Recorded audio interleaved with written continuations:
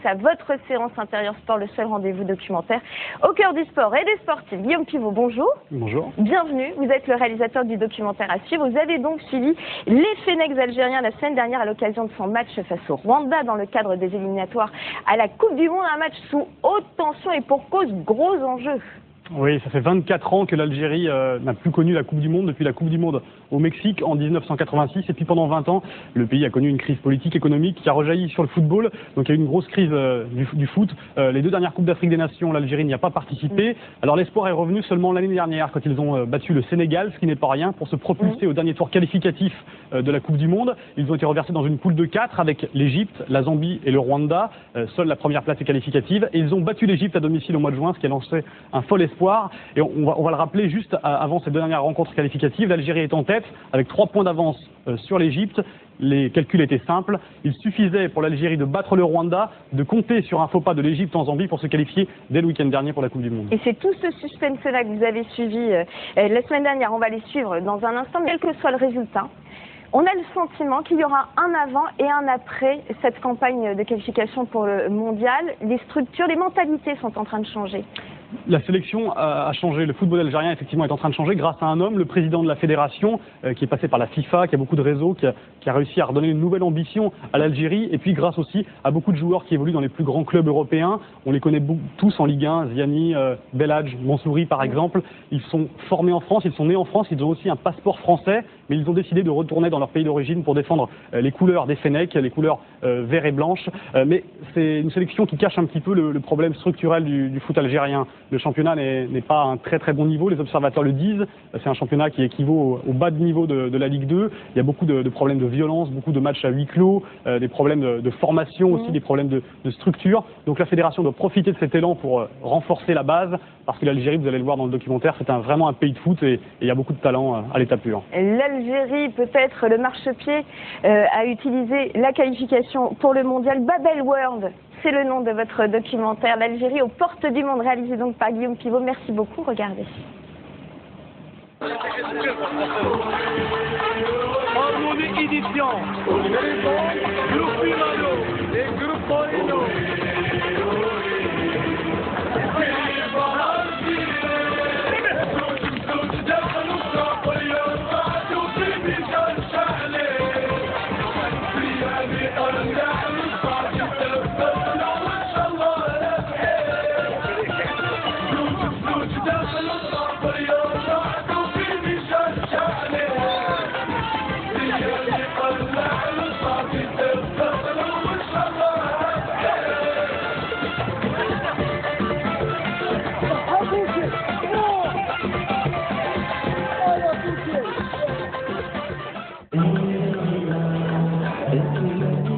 Rafik Saïfi en tête du cortège.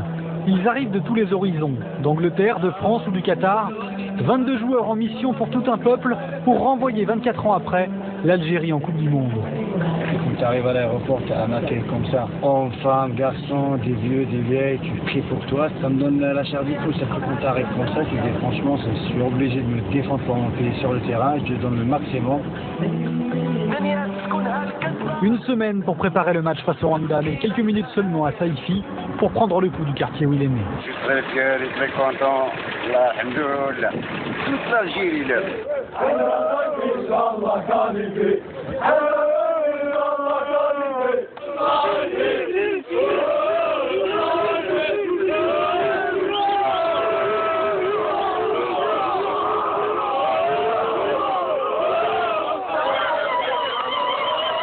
Je suis descendue en bas pour le voir.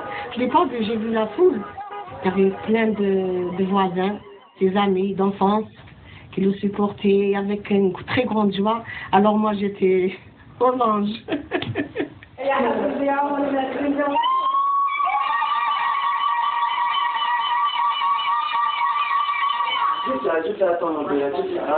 On ressent un truc où on ne peut pas les laisser, c'est plus fort que nous.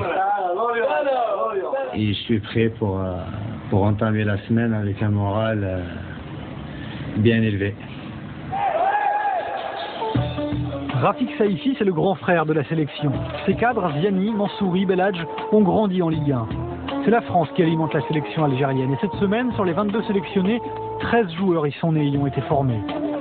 Du jamais vu, car un nouveau règlement FIFA vient de permettre à Mourad Megni et Hassan Yebda de changer de couleur. Champions du monde chez les jeunes avec les bleus, mais jamais sélectionnés chez les grands, ils viennent d'intégrer la sélection de leur pays d'origine. Les radios, y a pas. Alors, il y a bien une première réaction à ta convocation à l'équipe nationale quand tu l'as reçue. Je suis fier d'être ici. Moi, je ne veux pas dire que j'étais surpris parce que voilà, c'était déjà fait un peu avant. Les joueurs, je les connais tous déjà avant. Je connaissais Karim Ziani, Blhadj. J'ai déjà dit ouais, que je suis disponible, bien sûr. Ouais, c'est marrant parce qu'ils posent 50 fois les mêmes questions, mais c'est normal. Je suis nouveau, donc voilà, ils posent beaucoup de questions sur l'intégration, etc. On va les aider, mais je ne sais pas comment. Mais la preuve, ils sont déjà, c'est eux maintenant qui nous aident. Et maintenant, il reste encore, je pense, à partir de demain, il faut rentrer dans le match et se concentrer parce qu'il y a trop de médias, il y a trop de pubs, tout ça. Maintenant, il faut baisser un peu le rythme. L'autre secret de la réussite actuelle, une organisation quasi sans faille. Voyage en première classe, encadrement professionnel et surtout hébergement loin de la folie algéroise, à l'hôtel du centre militaire de Beni Messous. Un hôtel luxueux, mais fermé à double tour.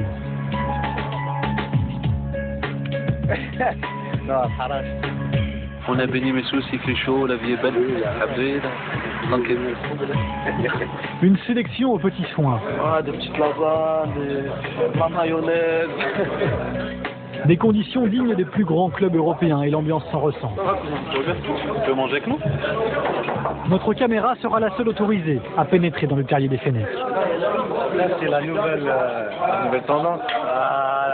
Ah ouais, ça, c'est la nouvelle génération. Ça, c'est où? Mouchtar Chemblach, les Allemands. Vas-y, répète.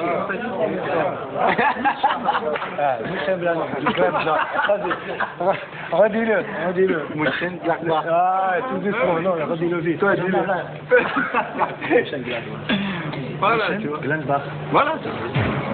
Les Algériens d'Europe, les immigrés comme on dit au pays, et les gars du bled, aujourd'hui tout le monde se mélange. Une intégration enfin réussie amène les bons résultats, car tout le monde y trouve son compte.